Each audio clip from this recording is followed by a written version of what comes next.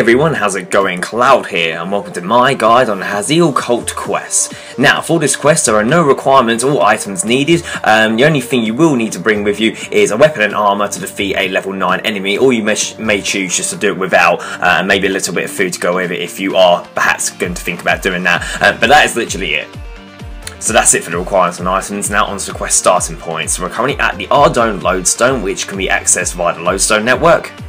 Now if you don't have this one unlocked, in the description below I have a guide on unlocking the Lodestone network, and that will just speed up completion of this quest. From here, the quest starting point is to go to Ceril Carnillean's house, which is located just south of East Ardougne Castle. I've got an icon being displayed on the minimap, just watch where I'm going.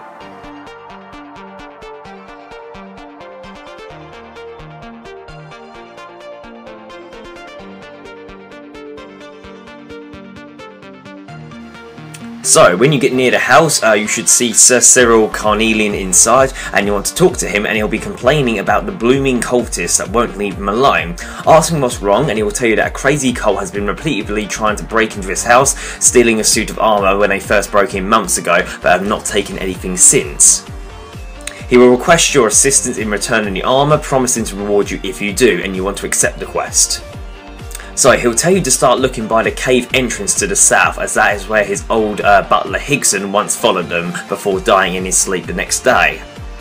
So from the house we want to walk south and cross the bridge and go past the clock tower, and then slightly east and you'll come across a cave, and you want to enter the cave. So when you've entered the cave, you'll see a man called Clivet, and you want to talk to him, and he'll proceed to tell you that Sir Ceril Carnillean and the rest of the family are dishonourable snobs, and he will ask you if you wish to learn the truth.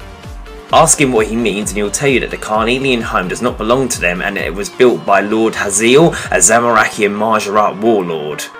Sir Ceril's ancestors stormed Hazeel's home, torturing and butchering all the Zamorakins inside before proceeding to move into the house that following morning. Clivet will go on to say that unluckily for them, Hazeel made preparations for his return when they first stormed his home, and that Hazeel will soon have his vengeance upon them. Now after you say that politics do not concern you and that you have a job to fulfill, Clivet will offer you a new job and request that you join the cult and assist in restoring Hazeel, promising that you'll be bestowed with treasures if you do. Now, you have a choice here to either help the cultists or help the Carnillean family. Whoever you side with makes absolutely no difference in terms of the rewards. The rewards that you can get from either side are both a cosmetic item, which has no purpose whatsoever really. It's got no stat bonuses and it's rarely seen around. So for the purpose of this guide, I will show you the quickest way of completing this quest, which is by siding with the Carnillean family, and you'll get a Carnillean armour, which is a handy looking item to have rather than the Mark of Hazeel you would obtain from the others group. Like I said though, it makes no difference to the main reward, and if you do decide that you want to side with Hazeel's cult, in the description below I'll have a little walkthrough guide on how to do that bit, but I will talk you through the quick method.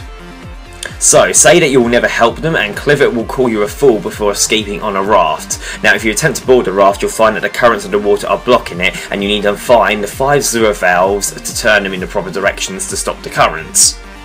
So we want to head outside the cave, and I will tell you where to find all 5 valves. So the first valve is located west of the clock tower, and you wish to turn it right.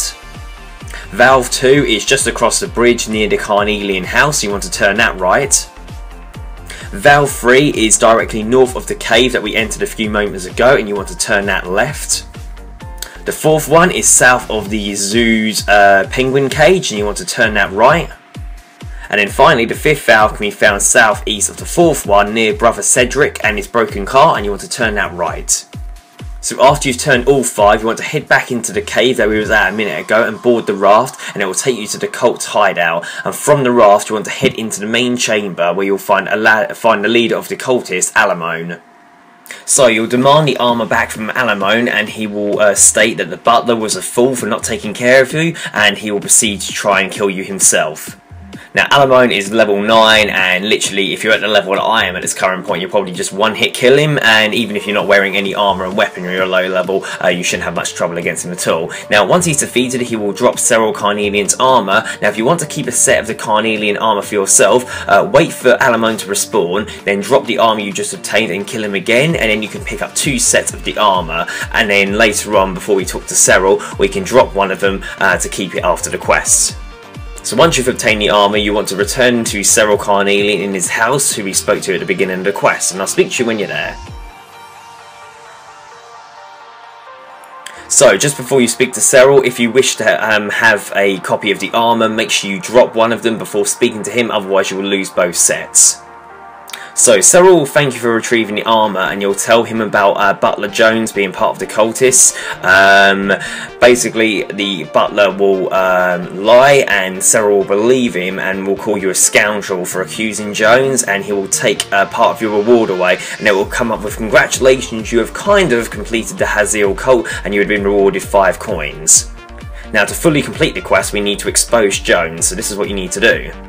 So for Ceril to believe your accusations, you need to find some evidence. So head upstairs, and you want to go into the master bedroom and search the wardrobe for evidence, and you'll find a bottle of poison and Hazeel's mark, and you will summon Ceril. You will show him the bottle of poison, and he will still not believe you once he summons Butler Jones, but then when you show him the mark of Hazeel, Ceril will finally believe you, and the guards will come and take the butler away, who promises revenge. Ceril will then thank you, apologising for his behaviour earlier, and it will come up with congratulations, you have completed the Hazeel cult quest, you're awarded 1 quest point, 1500 thieving experience, 2005 coins, obviously 5 from the first part and 2000 for the second part.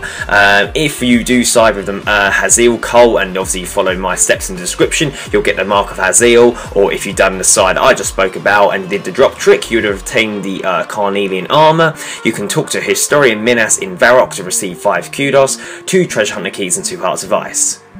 So yeah, ridiculously easy quest and not overly big reward because of that, but this is a quest required for a lot of higher other tiered ones in the Mahjarrat quest series, so it's one you're going to have to complete at some point. The Carnillean armour is not too bad to sort of obtain as a cosmetic item, because it's basically graphically identical to the decorative armour, which is now a discontinued version of the armours in Castle Wars, so a lot of you sort of older players who've obviously made a new account would probably appreciate having an armour piece like that, and you could use a Dragon Keepsake box from Solomon's Store to use it as a cosmetic override if you wished.